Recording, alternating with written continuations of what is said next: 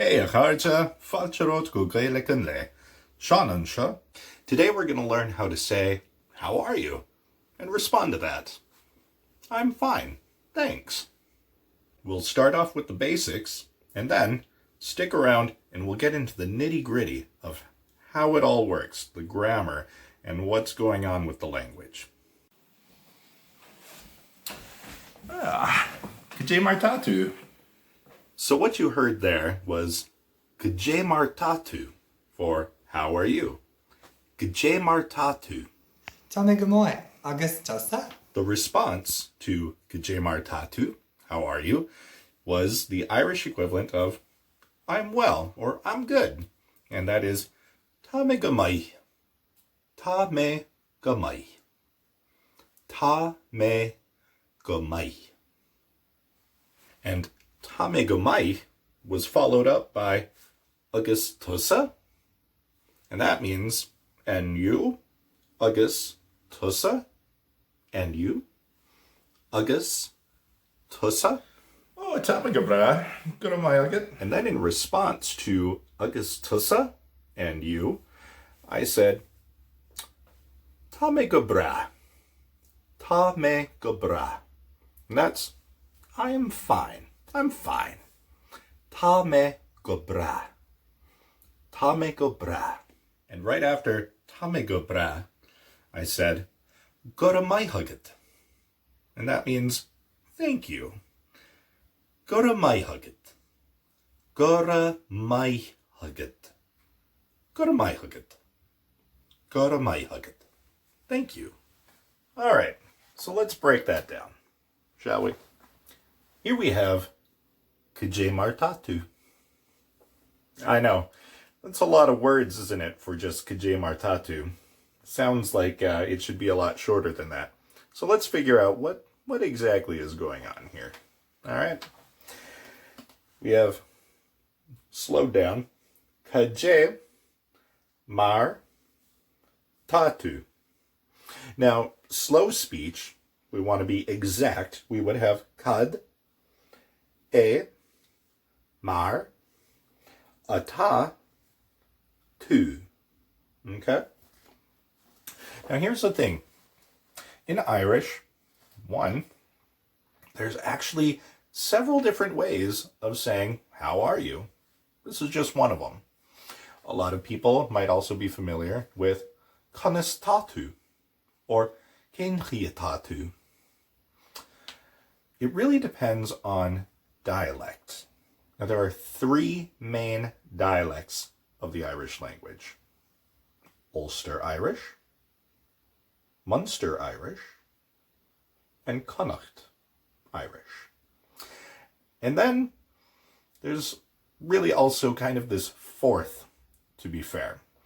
That's the Larkanut, the middle sort of standardized dialect that gets taught in schools a lot and that you hear a lot in some learning programs. This is the Ulster dialect way of saying, how are you? All this together right here, the Kajamar part, has a sense of how, what manner, after what manner are you? Ata, tu. So we have here a form of the word ta, to be, tu, and that's the word for you. You singular, just one of you, not more than one of you. That would be something else. That's the word shiv. Kajay Marta shiv, I would say if I was saying, how are you, to a whole group of people. Or not necessarily a group, just more than one person. Kajay Marta shiv, I say when I see a couple of my friends coming at me. Kajay Marta shiv. This is just one though. Just one is tu. Kajay Marta tu. So this altogether has a sense of how. Ta are you, tu.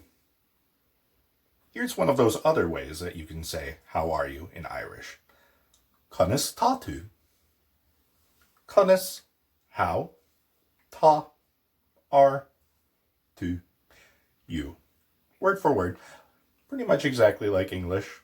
So you might be thinking to yourself, wow, Sean, that's a lot easier than that other thing that you showed us. Why don't you just go with this one? Well, here at Gael Talk Duluth, and in my own practice as I've been studying the Irish language, I try and stick with the Ulster dialect. And the most common way of saying how are you in Ulster is that Kajay Martatu. But you can do this too, and that's just fine. This is usually how it's taught to people in the more standardized dialect that gets taught in schools and whatnot, and in a lot of learning programs. It's a bit more straightforward, makes sense to an English speaker, because it's just word for word, how are you? So you can do that too, and that's just fine. Unless you're trying to stick to a particular dialect, and if you, like me, are trying to stick to the Ulster dialect, then you want to go with Kajay Martatu, just to keep things consistent. But that's fine too. Next we have the response to Kajay Martatu, or Conastatu, and that was Ta me go mai. Ta me go mai. Ta me go mai. That meant, I'm well, I'm good, I'm good. So what's going on here? So we got ta again. Ta is the verb for to be. But, and there's a but. Irish, much like Spanish, if you're familiar with studying Spanish, has two kinds of to be's going on. There's ta and its forms, which are forms of be. And then there's is, which is actually called a copula. So what's the difference here? Ta is used to refer to not necessarily permanent qualities of a thing. One way to think of it might be like this. See, ta is actually etymologically, the word history of it, going way, way back in the language families, is actually related to our word stand, to stand. You can think of it like this. How is a thing standing at the moment? Well, as it stands, I'm pretty good.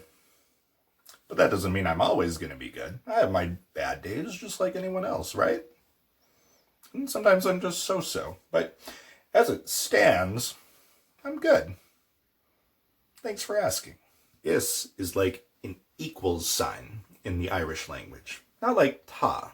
Ta is just how it stands at the moment, And it could be that way for a while, too. That flower could be beautiful for a while. I might be good for a while, but that doesn't mean it's me. It's not an equals sign. Sean equals good. Sean equals beautiful. Or maybe you do think so. Stop it. Stop it. You're making me blush. So, for things that relate to what it is, an unchanging quality, for the most part, we use is. It's like an equals sign. Think of it that way. So those are the two ways of expressing to be, is, in Irish. Again, those of you who have learned Spanish and some other languages that do this is old school. This is old hat. No worries. So now that we've dug into ta a bit, let's see what we got next. Then we have me. Me is simply I. That's I in Irish. Me. Me. That's pretty easy for us English speakers, isn't it? Looks just like me. Only it's got that crazy guy on top of the E. That's called a fudda. Fudda. F-A-D-A. Fudda. Lengthens the vowel sound. So instead of just being like m, meh, it's me, me. And finally, we have gomai. Gomai. What's going on here then? Let's skip to the mai part. Mai is the Irish word for good. Good. Just good. That's it. Good. Mai. Good. Mai. Good. Go gets put with a describing word like my when we have ta up here going on. I am good. That construction requires go in front of my descripting, like that's a thing. Descriptive word. Okay? That's what's going on there. And a note on the pronunciation of my. It's another Ulster thing. Up in Ulster, it's my. Everywhere else, it's ma. Ma. So if you were watching this video and you were like, that doesn't sound right, he's saying it wrong, get ready in that comment section. Now, wait a sec. In Ulster, it's my. My. Alright? Everywhere else, yes, everywhere else, it is ma. Ma. Ta me go ma. Ta me go ma. So, for those of you who are like, nah, sorry, Sean, not doing the Ulster thing. I just want to learn the standard form, or I'm doing a Connacht or Munster thing. Ma, it's ma for you then. Yeah, forget the my thing. Ma, ta me go ma. All right, but it's all good. Then we have Agusta. This is an easy one, straightforward. Agus is simply our word for and. And, because we're saying, and you, Agus, and. And we have tussa. And that's where you're like, whoa, gotcha. You just said you, and the other part is to. What's this tussa business going on there, huh? Huh? That doesn't look like you. It's to. That's where I say, fair enough, partner. You're right. You're absolutely right. It is to for you. And you could say that. Yes, you could. Absolutely. You could say, I guess to. It's to. And you. Yeah. Do it. Do it. I challenge you to do it. No, yeah. It's totally fine. What we're doing here, though, this is called an emphatic form. Emphatic form. Irish has emphatic forms that denote emphasis when you're speaking. As you'll note, what was I doing kind of in my last few sentences there in order to show emphasis? This is how we do it in English. We generally slow down, or we suddenly increase our volume, which of course an Irish person could as well if they're being excitable or whatnot. But generally in English, what we do is we slow down, or we enunciate what we're saying, and we put stress on what we're trying to emphasize. Not so in Irish. Not as much, really. What you are supposed to do is tack on these emphatic endings in Irish. Those denote the emphasis in the language. So if I say agus tú, it would be kind of like in English saying and you. But if I say agus tusa, that's like and you and yourself. Like I'm emphasizing you and yourself. See how that works? Agus tusa. So in the Irish, I don't necessarily stop and stress that word out in order to emphasize it. I just tack on the emphatic ending, and that conveys the same sense. So then, the response to agus tusa was ta me go bra. Ta me go bra. Ta me go bra. So, we've covered ta me. I am. Again, remember, Irish puts the verb, the conjugated verb, first, almost always, in a sentence. It's got VSO word order. Verb, subject, object. Ta me, I am. Go. And we talked about that go construction with gomai. So now we have go bra. Go bra. Bra, this means fine. Sometimes it means more than fine. It's like excellent. Go bra. I'm fine. Now the thing is, and I know this is the case more so in the Ulster dialect, perhaps elsewhere, in the kind of way that we just converse in Irish, you say, "Tá me go mai." This tussa. First person says, "Well, tá me go mai." And when they say "and you," it's conventional to respond with "tá me go bra" if you're also doing fine. You don't really respond with "tá me go mai" as well. Just a thing. Yeah. Don't sweat over it, but it's a thing. Tá me go mai. Agus tusa. Tá me go bra. Think of it as a way just to shake things up a little bit. So that instead of just being like, "I'm good," and you, "I'm good," it just seems it's so unpoetic, in the Irish, love the poetry, gotta spice things up a little bit. So it's like, just don't need gamai all the time, Tá me gamai is tusa, tá me gabra. Nice. Nice word choice there. All right? Keep it interesting. Keep it Irish. And finally, then after saying, tá me gabra, I said, Guramai Hugget. That just means thank you in Irish. Thank you. But as you can see, there's a whole lot more than just thank you going on here. Am I right? Let's break this down, shall we? So, now I know what you're thinking. You see go right here and you're like, Sean, I got this. This is that construction with the descriptor word because of, where's ta? Oh man. No, it's not. It's actually not. That's a great guess. That's a great guess, though. There's something else going on here. Go, and a lot of little these particles and pieces of words in Irish can have multiple meanings. They're kind of tools in the Irish toolkit. And depending on where they are in the sentence and what they're paired with and which forms, they'll have a different shade of meaning. So what's going on this time, let's skip to this one first. It will elucidate what is going on here for us. Rev, rev, rev. This is a form of ta. It is the past form, usually. Since it's paired with go, rev, this is the subjunctive. The subjunctive. What the heck is a subjunctive?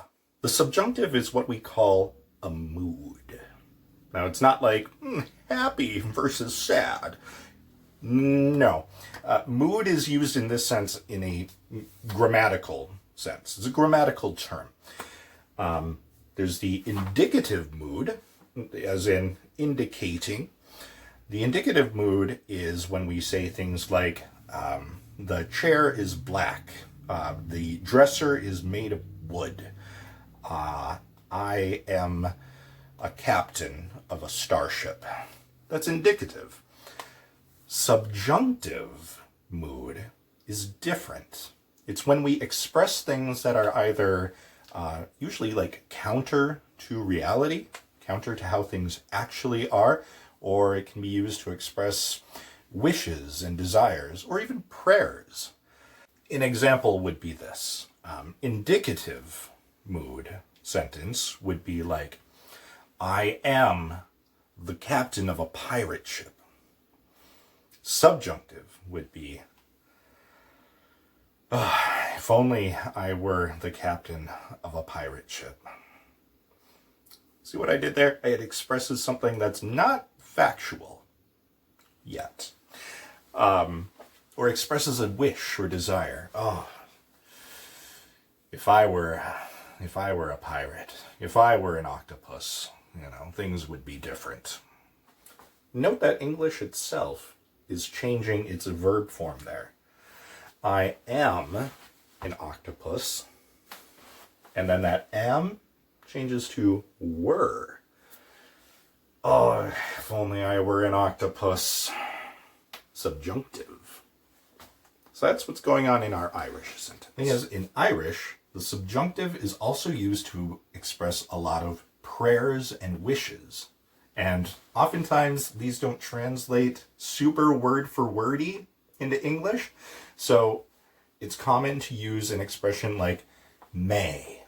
May it be that blah, blah, blah, blah, blah, to translate the Irish subjunctive forms. So that's what we're going to do here. We have gorev, may there be. And then we have mai, good, which we already learned, good. And then agat, which is at you. And that's one of those combined up prepositions that you don't just say egg at to in Irish. They get smushed together and it becomes agat, at you, in one nice convenient package. Agat, at you. So altogether it's go rev mai agat. May there be good at you. And that's how you say thank you in Irish. Isn't that poetic and cool? May there be good at you. May you have good. May there be good upon you. Good ma hagat. Notice I use the more common pronunciation there. Good of ma hagat. And then Ulster. Good of my hagat. Good of my hagat. Go to my hugget. Go to my hugget. Thank you. And thank you all so much. Go to my hugiv. Thank you all so much for watching this episode of Gaelic Unlay. Please tune in next time when we'll go over more Irish and learn this amazing, beautiful, ancient, but ever modern, ever growing language together. If you like what you see, you want to learn more Irish, please like and subscribe to the channel here. Leave a comment below if you have any questions or you just want to say hey, and we'll see you next time. Slán!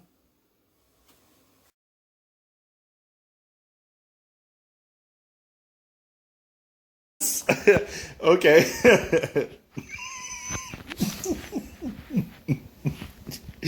I'm just taking a drink. Yeah. You ready? Go. I smile them.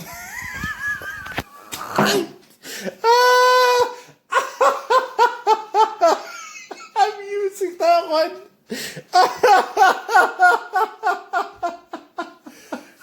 Oh my god, yes. Let me spit out my water. Smile. Oh.